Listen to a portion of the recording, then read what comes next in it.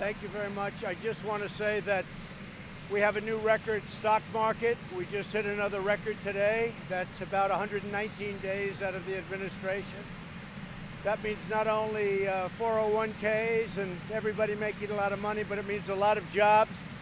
And I know that doesn't mean much to you people, but it used to be important. If you remember, it's all about the economy, stupid. But you don't think about that too much, but I do. I think about it all the time. So we just hit another record, and it's a big record. The market's up, I guess, over 300 points today. And the economy's doing well. Throughout the world, the economies aren't doing well, which is actually a drag on us. And despite that, we're hitting new records. Asia's doing very poorly. China's not doing well. Our deal is going along fine with China. We're just concluded the deal with Japan, South Korea. Great trade deals, from terrible deals to good deals. A lot of very positive things are happening. And go ahead, John. Mr. President, do you believe that Democrats in the House will vote to impeach you? And what effect do you think that will have in your campaign next year? Well, I can't believe they'd impeach. You have the greatest economy in the history of our country. You have the highest stock market in the history of our country. You have the best employment numbers and unemployment numbers in the history of our country. Today we have almost 160 million people working. We've never been close. And so you have the best employment numbers and the best unemployment numbers. Black unemployment hit another record. It's another record. If you look at Asian, if you look at Hispanic, in fact, African American unemployment just hit a number that nobody ever thought was even possible. The numbers are so good. So when you talk about the impeachment hoax, it's a hoax because the letter was perfect. What wasn't perfect is, and all you have to do is take a look at the letter, which is transcribed. They transcribed what happened on a very good phone conversation. I call it a perfect conversation because it was totally appropriate, very good, and everybody's saying it. Anybody that reads that letter, which is basically what happened on that conversation with the president of Ukraine. Now go a step further. The president of Ukraine said he didn't even know what anybody was talking about. It was a very fine conversation. The foreign minister said there was absolutely no pressure. The president said the same thing. The Democrats are crazed. They're lunatics. In the meantime, we have the greatest economy ever. We have a man on the other side, Adam Schiff, who's a corrupt politician, as you know. He's a corrupt politician. He made up a speech, and he read what I said, and it wasn't what I said. It was a terrible thing he said, and many people saw that. That's how this whole thing, he started it as a con. The whistleblower, we got to find out about the whistleblower because what he said has no relationship to what took place on my very good phone conversation with the president of Ukraine. So with all of this that's happening, I think the Republicans have been amazing. We had 195 or 196 to nothing. We have tremendous support from the Senate. We have tremendous support from the House. We even had Democrats go over to the Republican side yesterday in the House to vote because they said, this is not impeachable. This isn't impeachable. That's supposed to be high crimes and misdemeanors. I'll tell you, in my opinion, except that he has immunity, which he shouldn't have, Adam Schiff created a high crime and a misdemeanor when he gave a false reading of what I said purposely. So we have to find out, why did the whistleblower give a false account? We have to find out what happened with Adam Schiff and the whistleblower. I have to say, we've had tremendous support. We have great poll numbers. We have more energy now. The evangelical leaders came in, as you probably know, 4 days ago. They said that the evangelical Christians and other faith-based organizations, churches, temples, synagogues, no matter what you look, they've never seen it so unified. They've never seen it so energized. And they came in, we had 28 leaders come in. They said they've never seen energy like they have. So the impeachment thing is a hoax. Now, whether or not they try pulling it off, it would be a disgrace. I think it would be a disgrace. You can't impeach a president who did nothing wrong. You can't impeach a president that has the greatest economy in the history of our nation.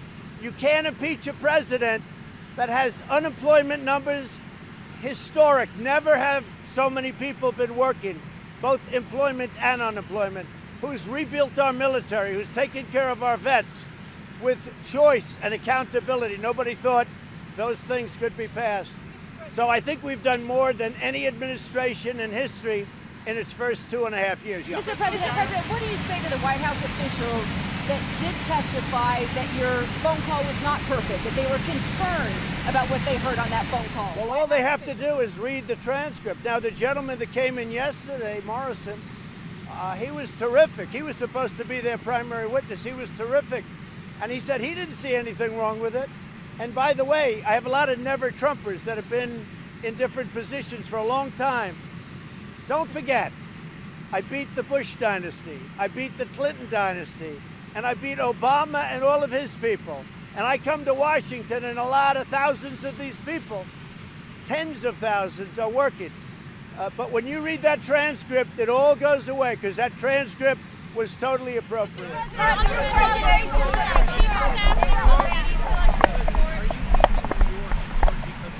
Say it? Are you leaving New York in part because of the court case there again? No, they haven't treated me properly. I pay millions of taxes, millions and millions of dollars in New York, and they've never treated me, since I became president, they just haven't treated, I think, the office with the kind of respect. And I don't mind paying the taxes. New York is a very expensive place to live, but many bad things are happening in New York, and I just put out a statement on New York, so I think you probably did you get it?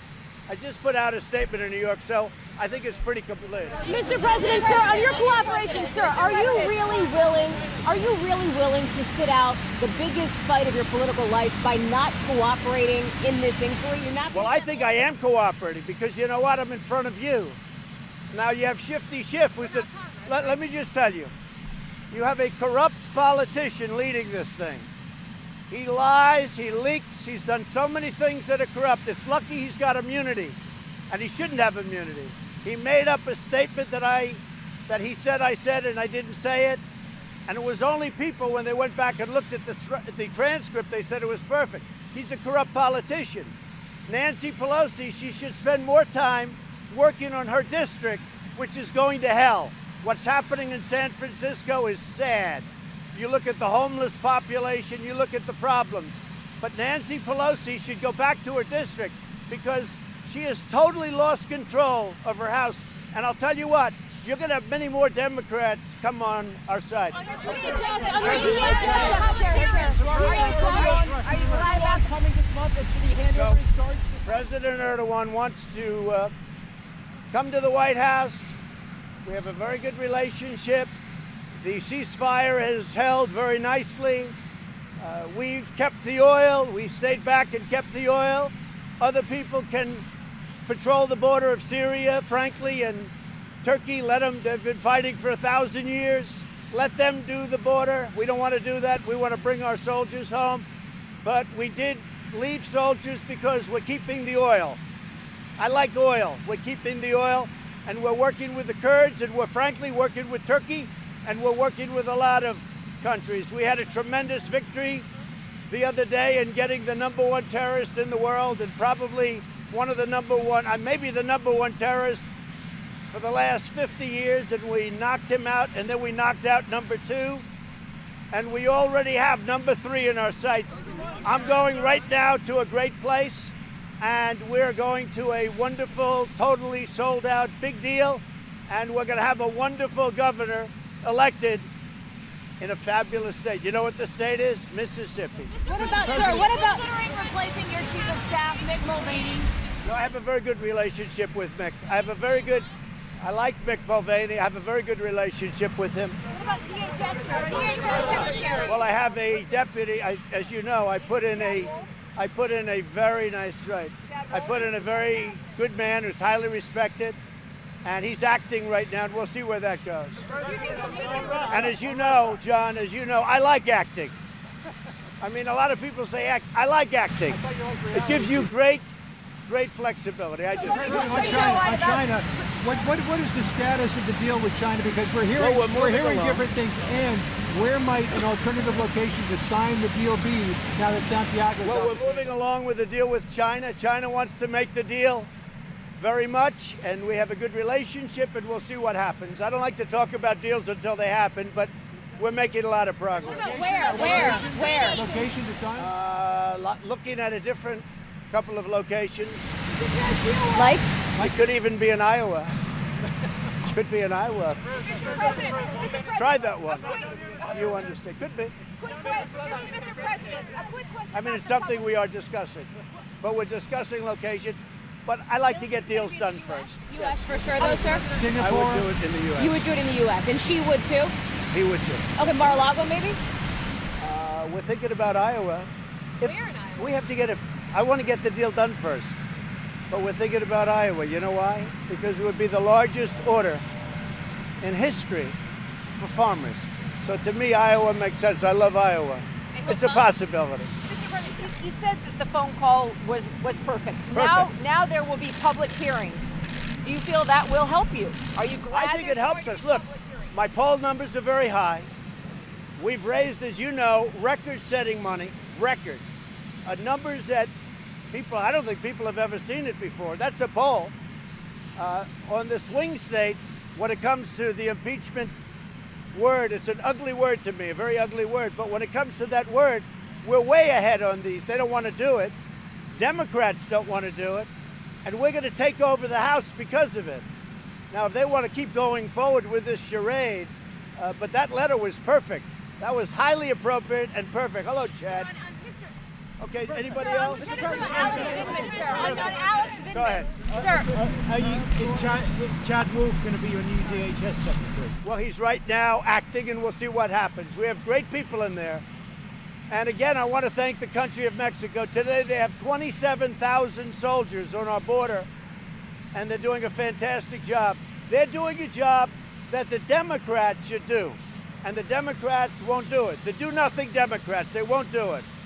They can't do it. They're incapable, I don't know, incompetent or incapable, but they're incapable of doing it because we have loopholes that could be settled out and solved in 15 minutes, and they won't do it. They want open borders, which means crime. They want sanctuary cities, which means crime, and lots of other problems. And what the Democrats are really, it's disgraceful what's happening. But I just have to say it, I say it again. Mexico today has 27,000 soldiers guarding our border for free. And I very much appreciate it. I really like the president of Mexico. We have a great relationship. And Guatemala, Honduras, and El Salvador have been terrific. So we have a really great thing going. And the numbers are way down. We have very good numbers on the border. affected in Spain because of the financial aid to Venezuela? We'll see. Sir, on Colonel Vindman, what proof do you have he's a never Trumper, sir? Do you have any proof? Say it. You said that impeachment is holding back the stock market. How high do you think the stock market would be without I impeachment? think without impeachment, the market would be much higher. People don't want to see me. It's not going to happen, by the way. I'll tell you what. First of all, this thing, if they want to pursue it, I can't imagine it taking very long because it's so basic, it's so simple. But if I wanted to, that could take a long time. But I don't want that. I think the stock market has been very much affected. I think the stock market right now would be substantially higher. And one of the reasons it's up 300 points today is that people finally got to see the transcribed letter or version of the phone call with the president of Ukraine. And everybody that saw it said, oh, this is good. And the market went up a lot over the last short period of time because they finally got to see it. Most people thought it was the Adam Schiff rendition, which he made up. But when they saw the letter, you look at what's happening with the stock market right now. When they saw that letter, look at what happened to the stock market today. I will say, if anything ever happened, you'd have a crash, the likes of which this country has never seen. Thank you. Thank you.